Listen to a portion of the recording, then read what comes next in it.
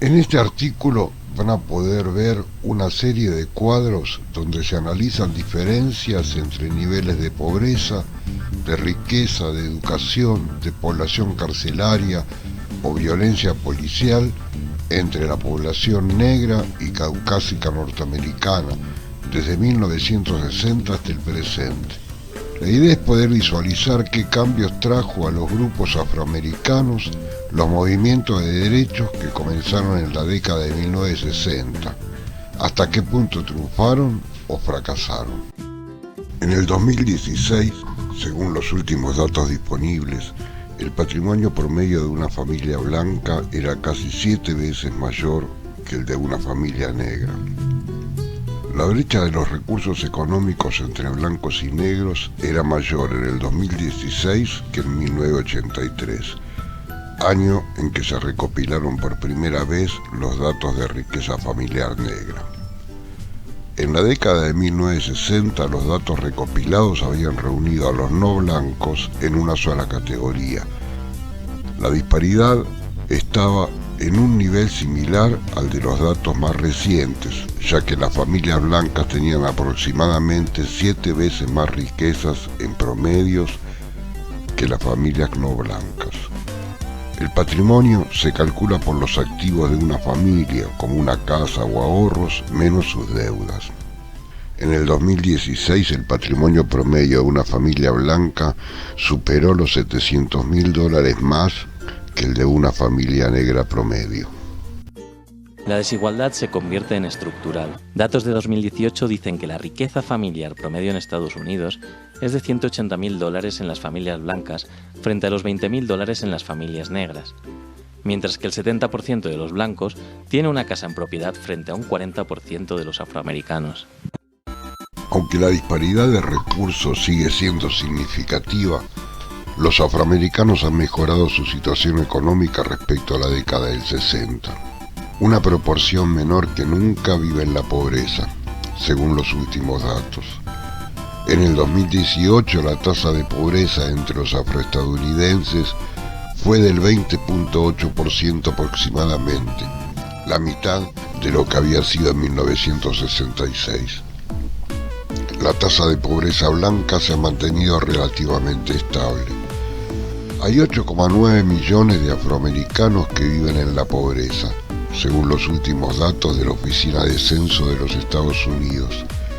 La pobreza en Estados Unidos se mide al calcular si el ingreso total de una familia es menor que el costo de sus necesidades.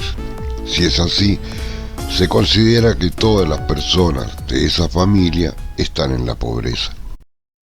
La educación a nivel universitario es otra área en la que han realizado progresos desde la década del 60. Más afroestadounidenses completaron 4 años de educación superior en 2019 que nunca antes, el 26% en comparación con solo el 4% en 1962. Los logros universitarios de los estadounidenses blancos también han aumentado desde la década del 60, pero aproximadamente a la mitad de la velocidad. La tasa de desempleo afroamericana alcanzó un mínimo histórico del 5,5% en septiembre del 2019, pero se ha disparado bruscamente debido al gran impacto de la crisis del COVID-19 en la economía de los Estados Unidos. Antes de esto, la tasa de desempleo de los blancos había sido aproximadamente la mitad de la de los negros, desde que comenzaron los registros en la década del 70. El reciente aumento en la pérdida de empleos también ha afectado desproporcionalmente a los afroamericanos. Su tasa de desempleo es de 3,5% más alta que la cifra de la población en general.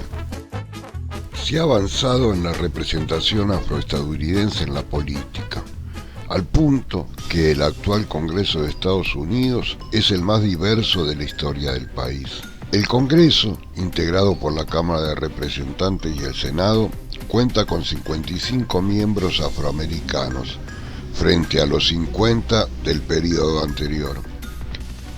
A medida que los derechos del voto se ampliaron durante el movimiento de derechos civiles, aumentó el número de legisladores negros. El primer Congreso electo de la década del 60 tenía solo 4 miembros afroamericanos, pero a fines del decenio había 11. Este número ha seguido creciendo y se ha más que duplicado desde el comienzo de la década del 90. Los datos hablan. Un adulto afroamericano tiene 3 veces más posibilidades que un blanco de morir a manos de un policía. Pero hay una probabilidad de 1,3 veces más que un blanco lleve armas a que las lleve un negro. Pero los afroamericanos tienen 5,9 veces más posibilidades de ser encarcelados que los blancos. Esto se traduce en que 1 de cada 3 niños negros nacidos en Estados Unidos a partir de 2001 podría ir a prisión en su vida, frente a 1 de cada 17 de los niños blancos. Son datos que muestran la compleja realidad que hay detrás de las protestas que se han extendido por Estados Unidos después de la muerte de George Floyd, dejando el sueño del también asesinado Martin Luther King todavía incompleto.